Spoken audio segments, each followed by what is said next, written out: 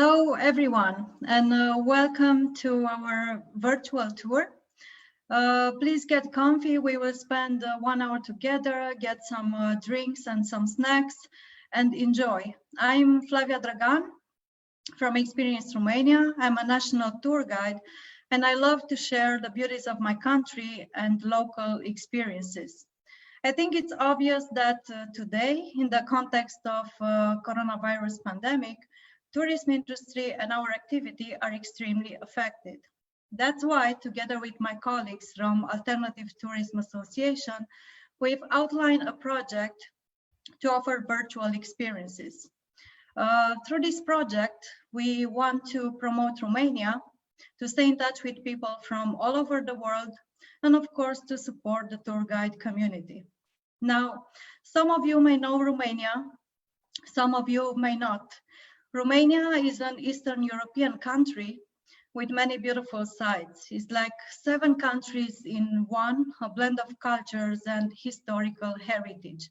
Maybe you've heard about the region of Transylvania or the character of Dracula, stunning castles like Bran or Peleș.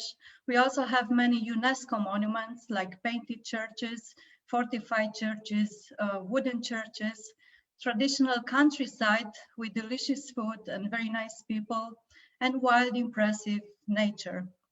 We love to share all of this. What I think that makes Romania unique are the hidden gems, and these are less accessible places, unspoiled, untouched by the modern life. And this is the extra touch that we like to bring to our travelers. And that's why we chose to share with you the hidden gems of Romania.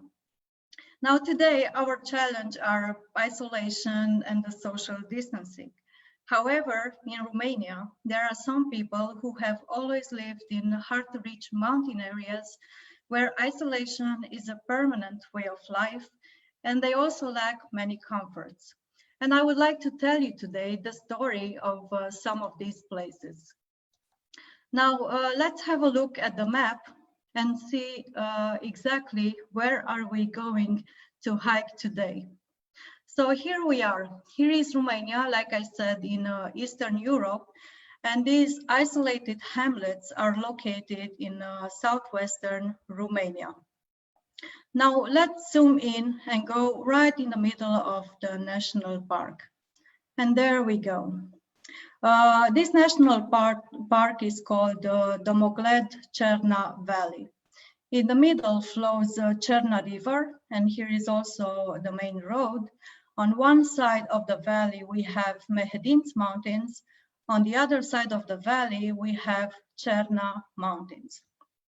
Now, this yellow route covers 4 hamlets from the Cerna Mountains.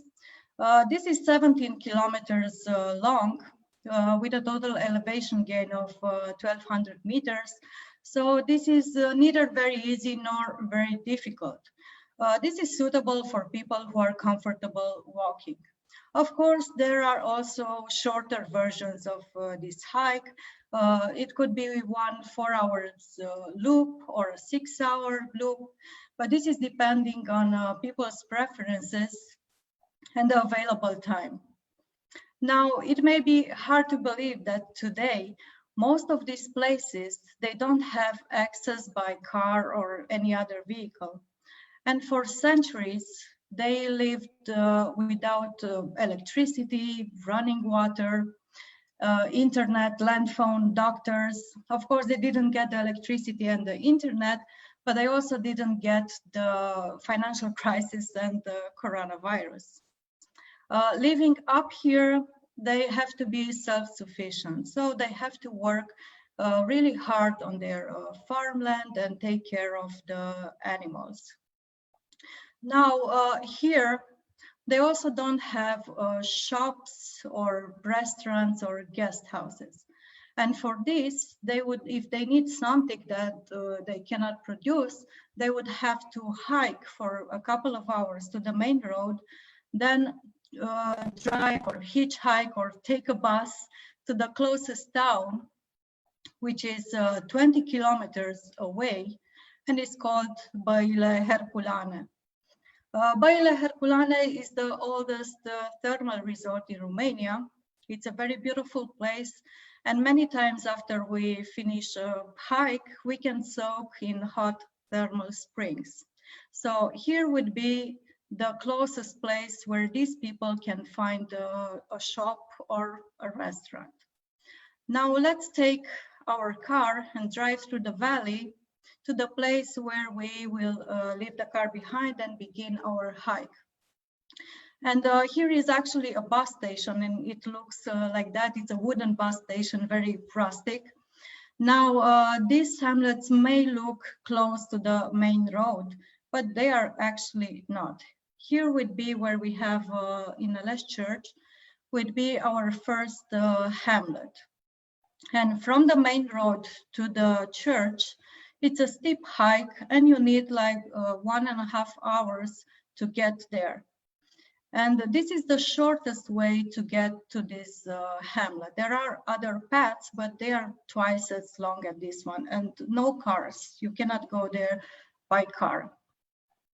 Of course, the visitors need a lot less, maybe 40 minutes to get up there, but they are used to it. After we leave the car behind, then we have to cross Cerna River on a slightly wobbly bridge. And here in this image, we can see actually a local having like an improvised backpack. Probably he was in Baile Herculane town and now he's going back home. I will show you also how the path looks like.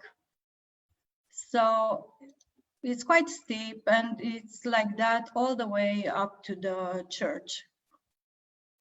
But from place to place, the locals have installed benches and tables for rest, and also these wooden tablets with verses from the Bible and blessings for the travelers.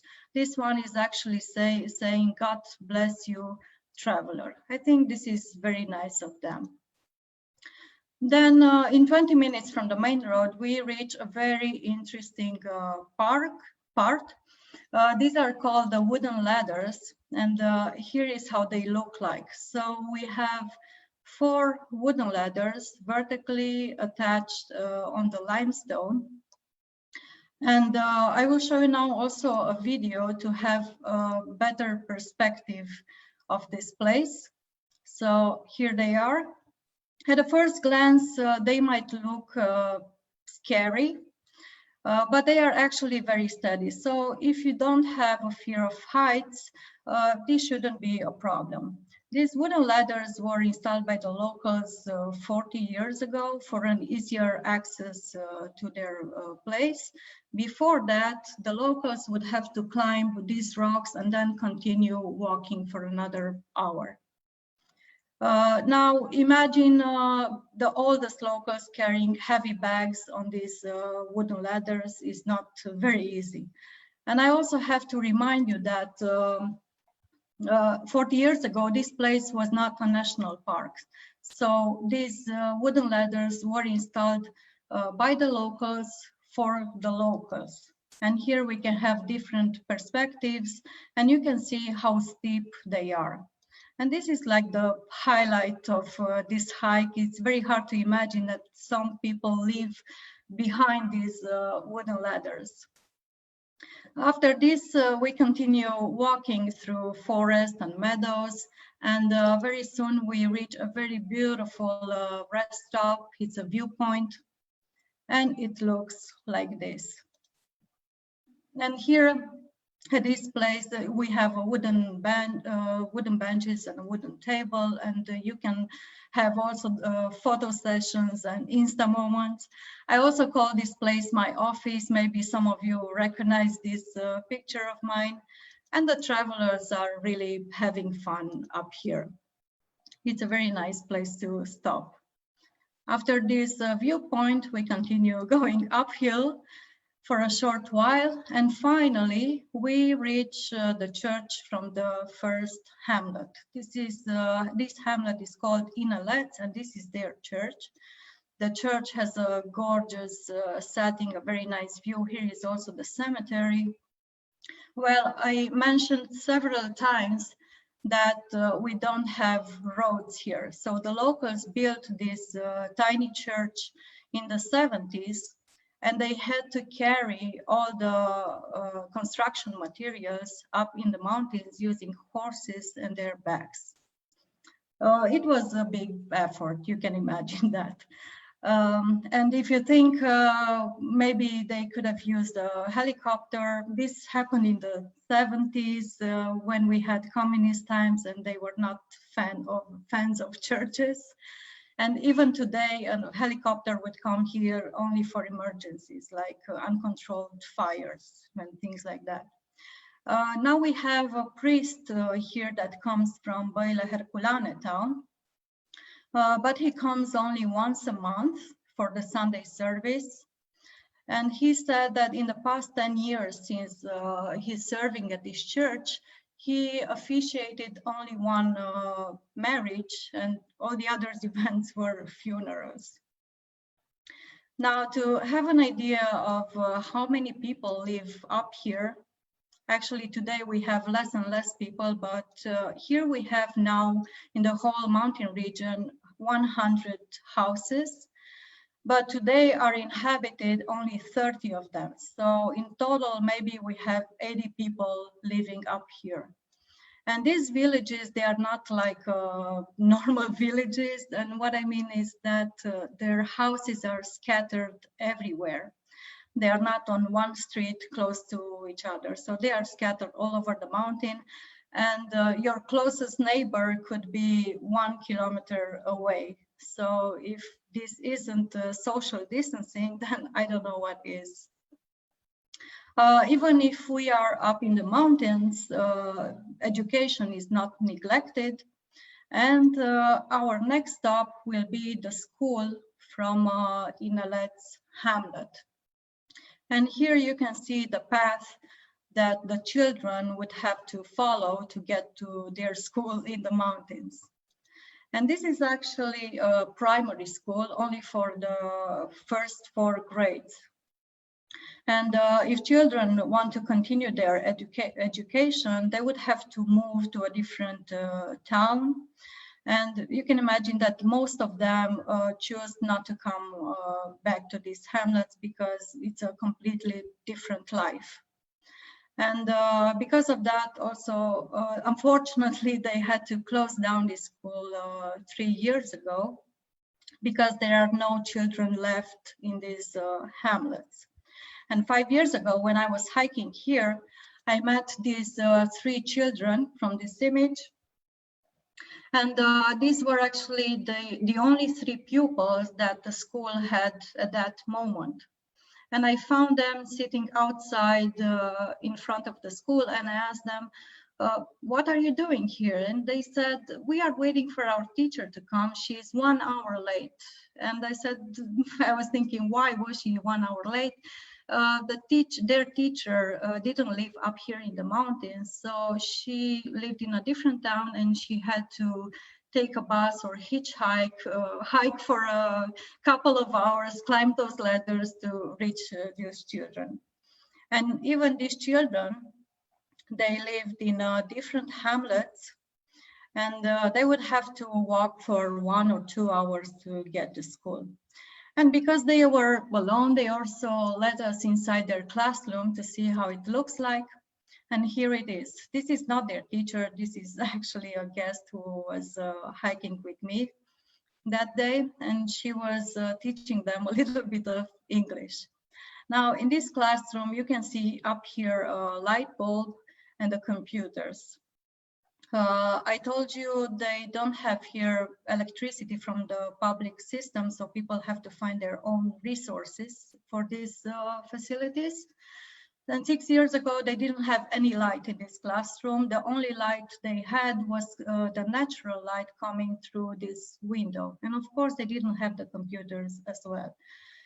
But an association from Romania decided to donate for these children a solar panel and these computers. And the national TV was there, and they made a reportage of this action. And you can see how everything was carried through those wooden ladders.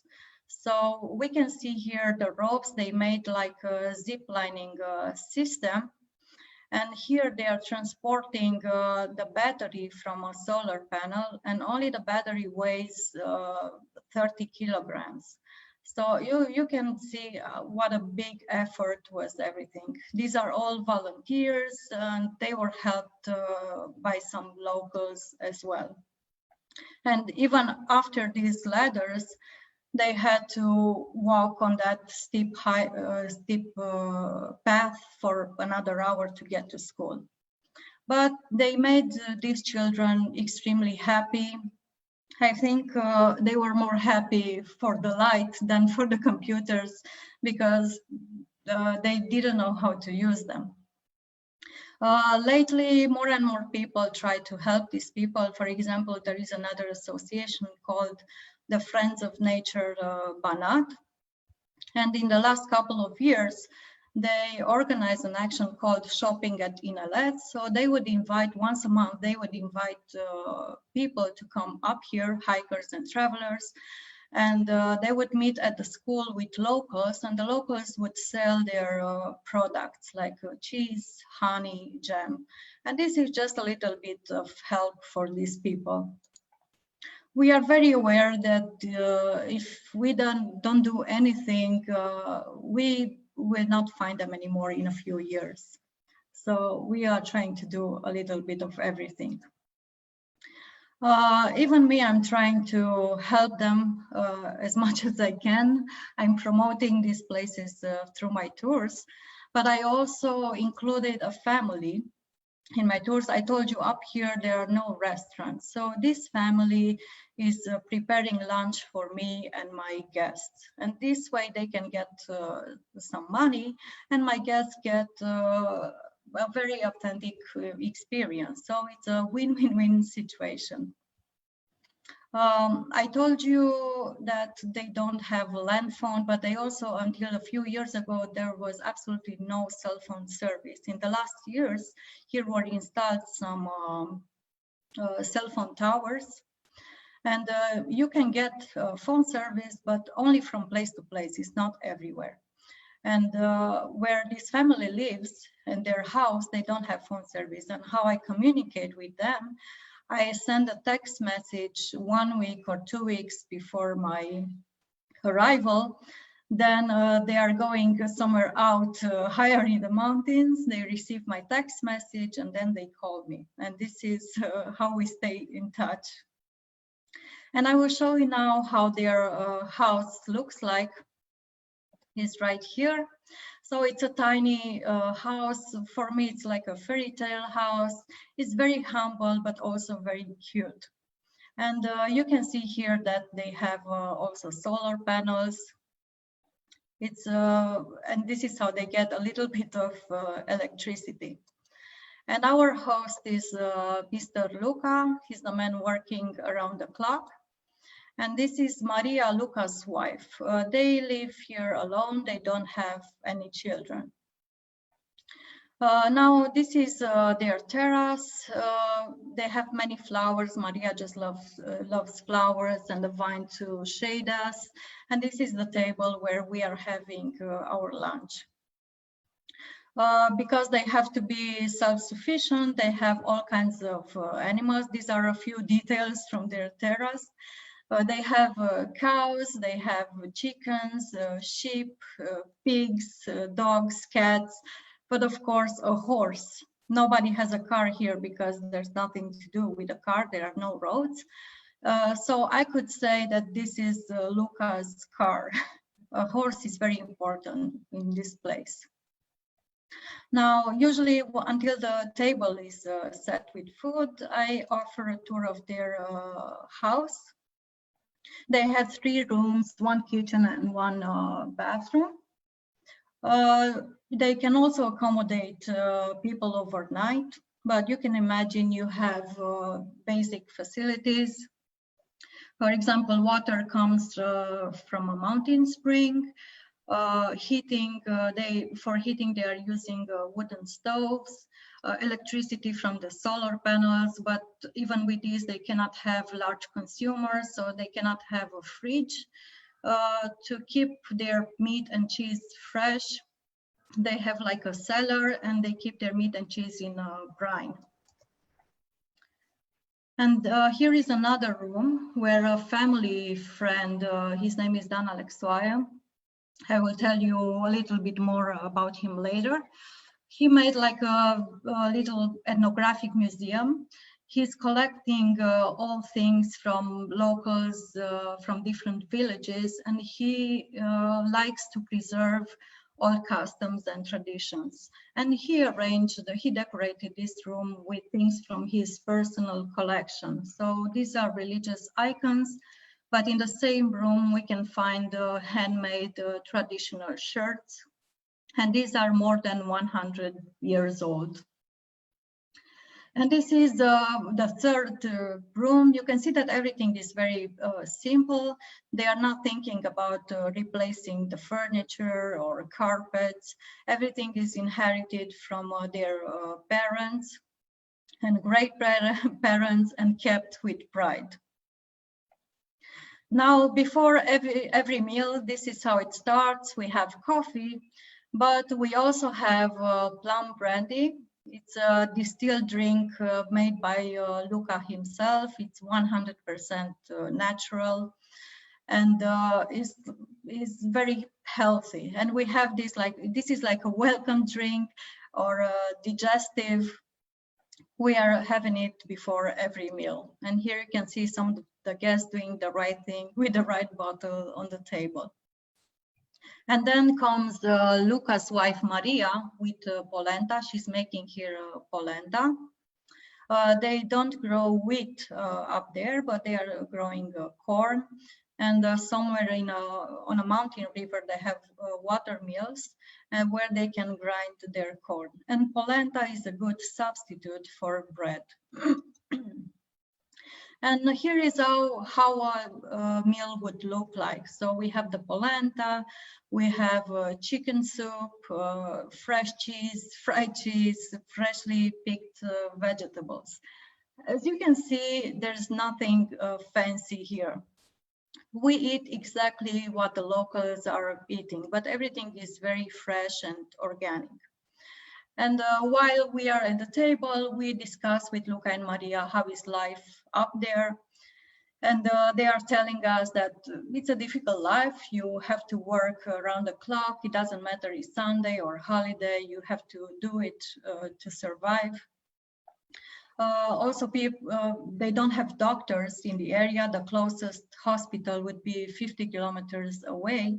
But most of the people here, they don't get sick. And I think it's obvious why. They have very healthy lives. There is no pollution, no noise. The food is very fresh and organic. They do a lot of physical work. And most of the people would die in their 90s. If somebody would die at 70 years old, they would say, oh, he died very young. And I also don't have our stress, the stress from the modern world. I asked Luca what makes him upset or to worry up here, and he said, when my cow doesn't listen to me, then I get upset, or maybe when the wild boars come and destroy their crops. So you can see the difference. Also, when children were born in these hamlets, they didn't go to the hospital or maternity. They were given birth in the house. Even Luca was born in the house where he's living today. Now I would like also to tell you about their interaction with their visitors. This is a way of travel for them. But first one would be the family friend that I mentioned before that decorated their house and that traditional room. Here he is, he's Dan Alexoia. He came here first as a hiker, and then they became friends. He just fell in love with this place. I told you he likes to keep all the traditions and customs, and now during summer he's coming almost every weekend up here. And you can see him in this picture painting their house. and he's wearing a traditional men's shirt. And if you look at his shirt and the pattern from his shirt, he's using the same pattern to paint around the window. He's a very interesting person. I also met him, and also many of my travelers met him. And then come my travelers. And I invited today a couple of guests that visited Romania twice. Both of them visited these hamlets, and I would like to ask them about this experience through their eyes. And first we have Alan from Texas. Hello, Alan. Hey there, how are you doing? Thank you for coming. Thank you for joining us. I would like to ask you, what was your first thought when you found these people living like that? Well, I really wasn't sure it was going to live up to what it was going to be until we got up those ladders. And the ladders kind of punctuated the whole experience because, you were looking over a bush or a shrub and saying, well, there's going to be a road, there's going to be a truck, there's going to be, oh, no. No. This was very real. It was what you see is what you got. And they were delighted to see us, thanks to your invitation and his introduction. And it was a great time. We were thrilled to be there. Yeah, that's really funny. When I hike up there, I mean, we are already up there, and all my guests are asking me, so nobody has a car here, so there is no road, no electricity, no wires. They still cannot believe it. So yeah, this is very interesting. It was exciting. I also have here a few photos of you holding a map and a coin, handing a coin. Can you tell us more about this? Sure. Whatever country I go to, I make a map of that country. And this was the one of Romania. And what I do is I point out things, and with the guide, sometimes without the guide, we figure out where people live, and it just really helps to promote conversation where they've been. And then I flip it over and I say, okay, here's the US and here's Texas. I happen to live in Texas, and I boss it a little bit here so they can see it. Now, this is such a great treat because they can see the outside world. And ultimately, someone will say, well, I have a cousin who lives in Boston, or somebody who's traveled to the US. And I always ask them, have you been there? They're always excited to get that question. So here's Texas. And then on the back, I pull out an uncirculated Texas quarter, and I give everybody a quarter that I talk to. And on the back of that quarter, it is a map of the state of Texas, the Lone Star State. And I always say, a little piece of America, come visit us sometime. And it's such a great way to connect with people, even if you don't speak the language. It just doesn't matter. They have a great time. I have a great time. It'd be hard to trade that for anything else. Yes, I've seen this happening, and I can confirm that makes the whole thing more tangible. Because if you just say, I come from Texas, this doesn't mean much for these people, especially for these people who have never traveled anywhere. So you made them travel to Texas. Yeah, and then my traveling companion who was in that one photo, Greg Acker, he's actually from Dallas. And when people there learned he was from Dallas, they know the old television show. Oh, you know Ja Ray, you know Sue Ellen. They know all of the characters, and ask them.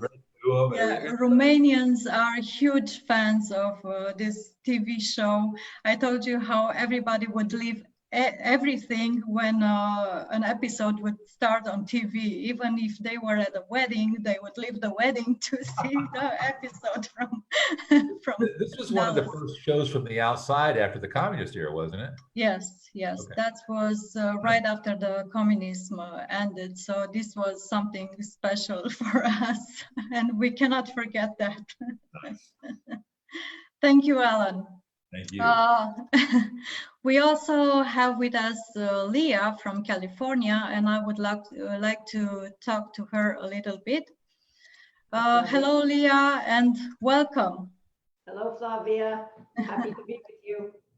Leah also met the same people and this visit, but in different trips, and this visit led to an interesting thread of events.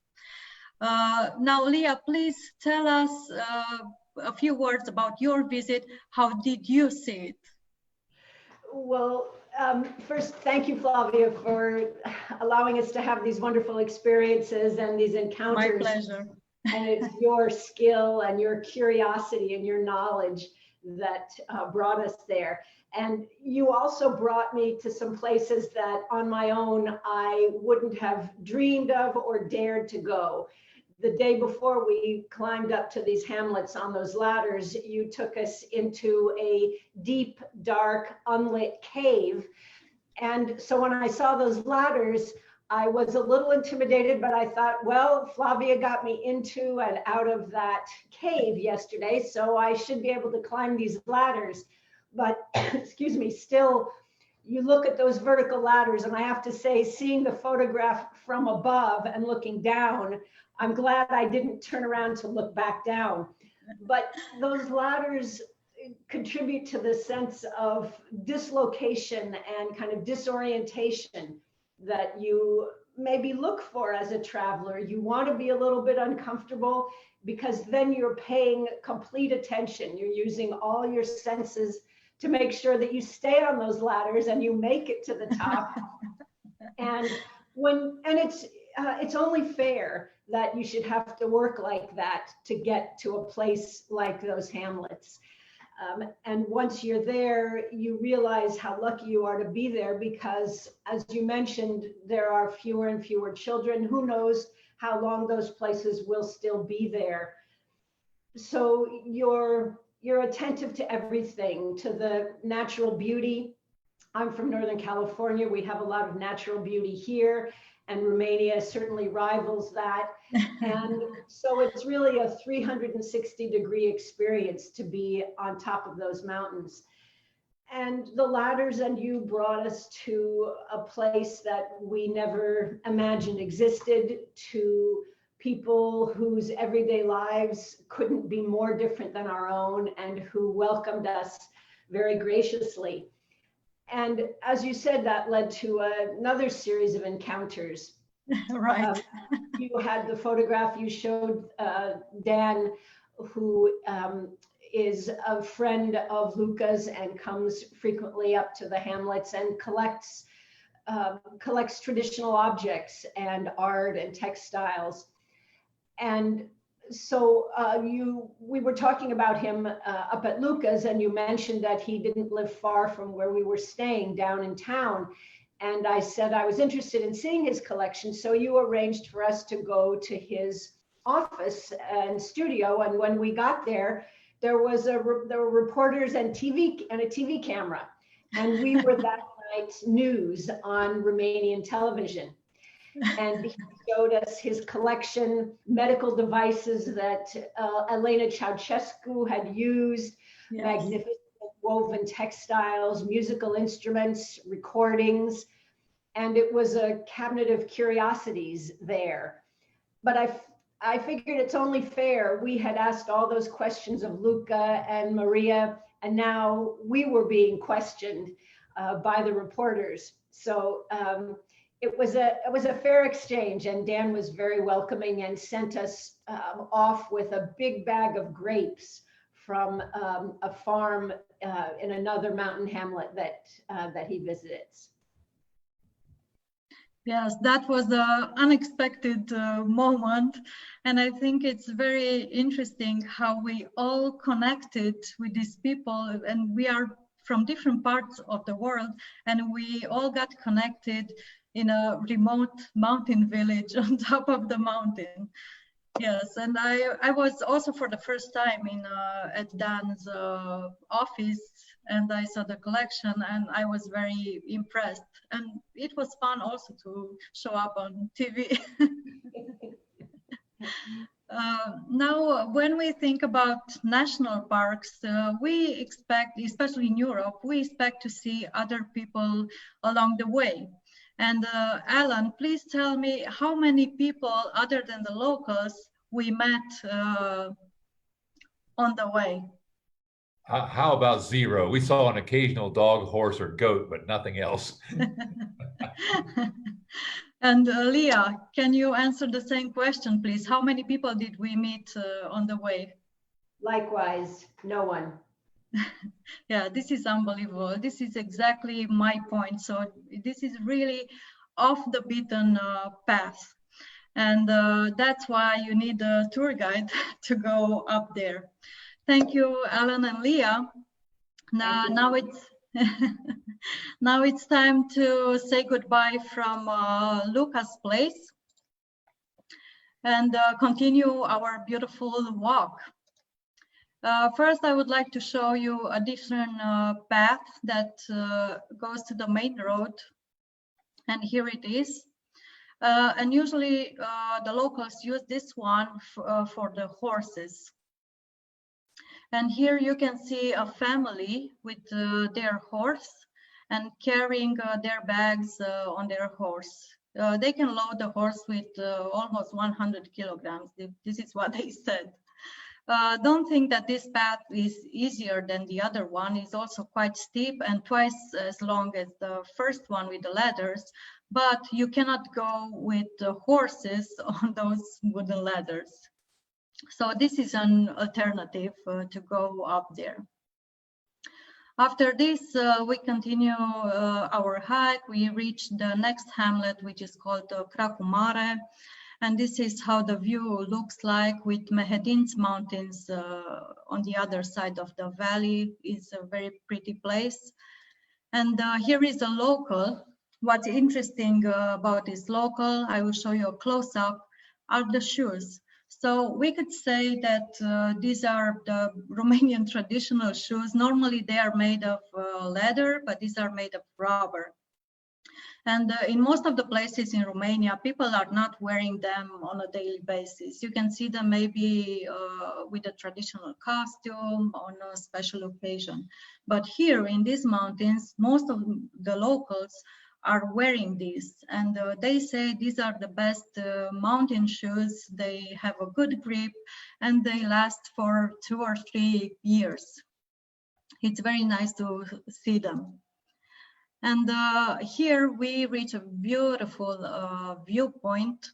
We are above a gorge. The name of the gorge is Pristăcina. This is another place for photo sessions, and it looks like that. It's absolutely gorgeous, beautiful.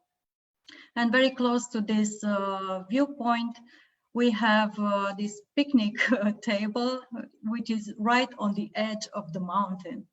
And you cannot hear anything except from birds and bees. And I could call this my secret office, for example. And here is Leah's husband, Rob, using my secret office to make an important business phone call. Also in this hamlet, we have a very interesting house, an entire household. And I will show you now how it looks like. So everything was built near this walking path on this side of the mountain. There's nothing on the left side, absolutely nothing. It's just steep downhill. And I also have a close-up of the house.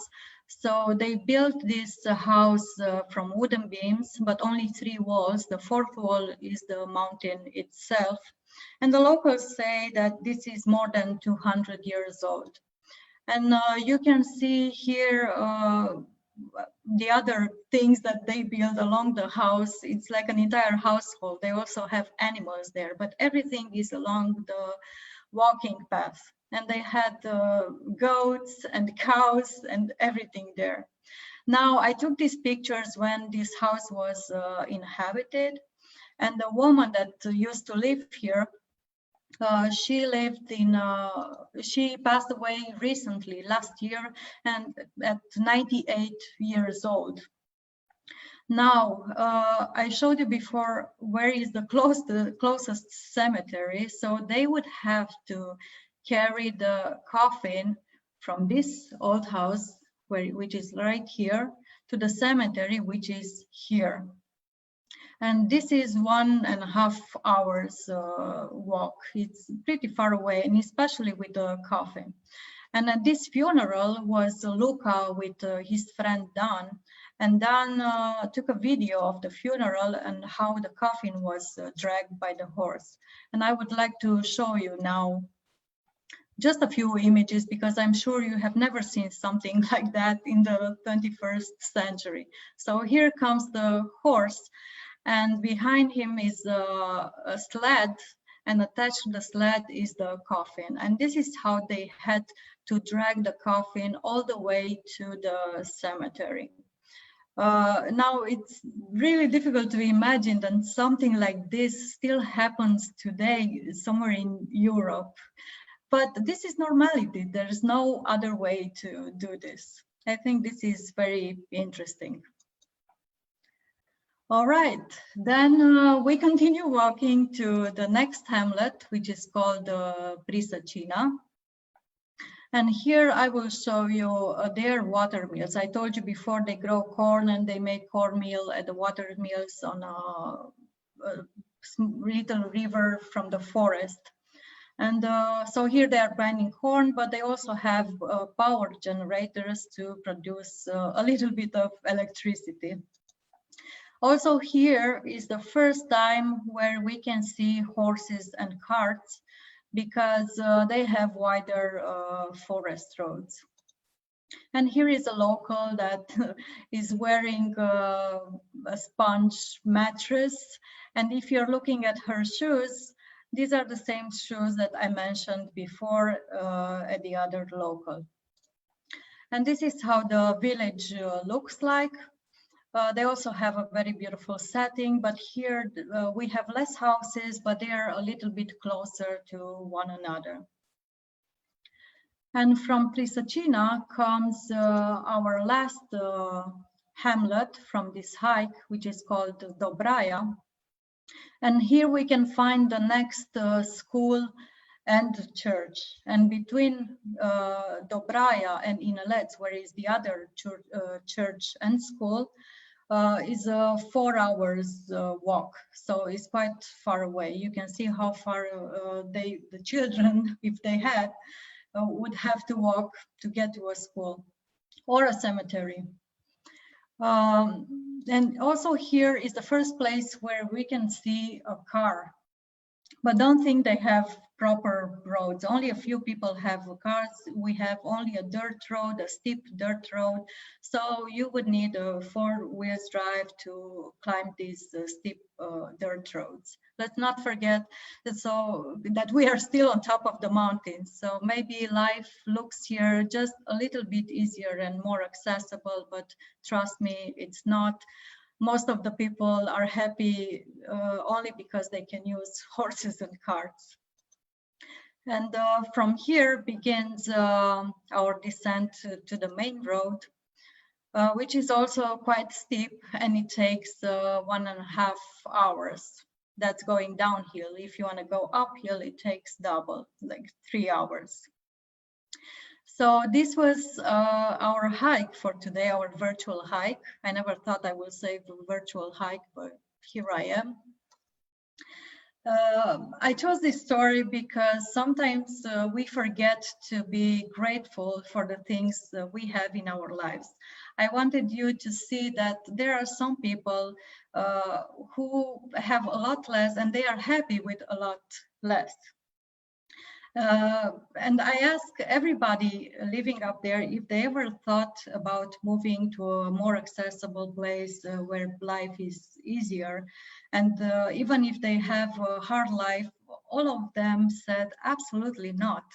And they think that living here up in the mountains, they are closer to God. So thank you for joining me. I hope that I managed to share some of the charm of these places and people. For further virtual experiences, please like and follow our pages, Experience Romania and Alternative Tourism Association. Have a wonderful day and stay safe.